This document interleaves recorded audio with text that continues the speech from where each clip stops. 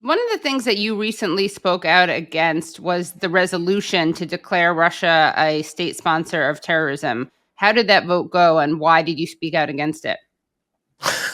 Well, I suppose for us, it's indicative of the fact that the European Parliament, to us, is becoming increasingly extremist in its views, even beyond what the EU governments would be. The Parliament is in some ways worse. So there is nothing in EU law to recognise the concept state sponsor of terrorism. It obviously exists in EU law. It doesn't exist, or in US law, it doesn't exist in EU law, but the Parliament still passed this. Now, there was 17% of the members didn't support the resolution. So maybe 50 something of us voted against, 40 something abstained.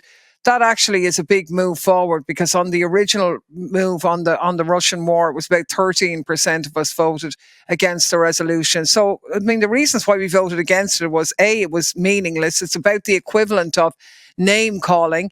But we actually had MEPs getting up afterwards, members of Parliament getting up and bragging that after the vote that Russia had attacked Ukraine, and this was a kind of a result. I mean, these people are mental, and that there had been a sort of a mini cyber attack on the Parliament. And this proves that we had an impact. Now, apart from being narcissistic in total, I mean, the cyber hack could have been done by a bunch of vigilantes in their bedroom. It wasn't sophisticated. It was claimed afterwards by a sort of a Russian nationalist, pro-Kremlin sort of bedroom boy league. It wasn't necessarily linked to the state or anything. But yeah, I mean, this is lunacy. If Russia is a state sponsor of terrorism, well, then so is the US, so is Israel. It's meaningless, you know. Yeah, we pointed out to them that you're going to have to, anyone that goes to war, you're going to have to call them state sponsors of terrorism then. And to a point, anyone that engages in war does engage in a form of terrorism, because we made the point that if the Russians are dropping bombs on residential areas in Ukraine, then are they terrorizing the people in the apartments? Absolutely, they are. If you're in an apartment block and there's bombs being dropped, and even if you're not being targeted, if they're dropping close to you, well, you'd be fairly terrorized that they might drop on you. And so war involves terrorizing people, especially if you use aerial bombing in particular. And as we've pointed out, most of the wars that we've known in our lifetime have been started by US or NATO countries.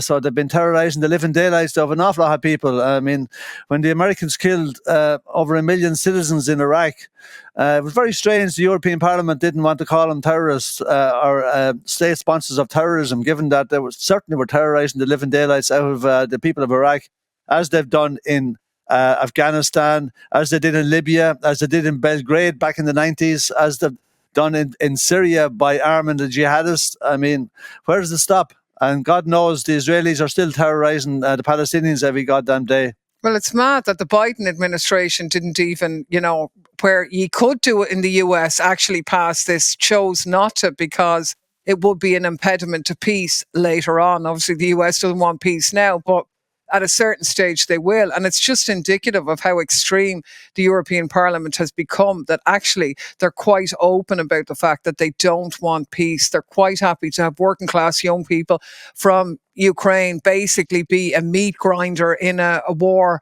or a revenge against Russia, thinking we're going to beat those Ruskies. Like, it's just absolutely appalling stuff, really is. Yeah, I mean, your listeners might be a bit shocked to hear that myself and Clare put in an amendment at the plenary in October onto the Russian resolution, and our amendments called on the EU to explore all opportunities to find peace and to begin dialogue and diplomacy in order to bring an end to the war. And of the MEPs who voted, 436 voted against that amendment. In other words, they wanted the war to continue. 118 voted for it. The rest either abstained or weren't present. So what it meant was that close to 80% of the MEPs that voted on the issue were voting for war and were opposing peace. Now, that's in stark contrast to the research that's been done across Europe. And there was a European body called the European Council for Foreign Relations, which does a lot of research on peace. they do surveys of the European people, and over 70% of the people of Europe voted for peace rather than continuing to punish Russia as the alternative. So you have over 70% of the people, that was back in June. You have over 70% of the people wanting peace, and you have over 80% of the politicians wanting war. I mean, how well do the politicians represent the citizens? Not too well, I'm afraid.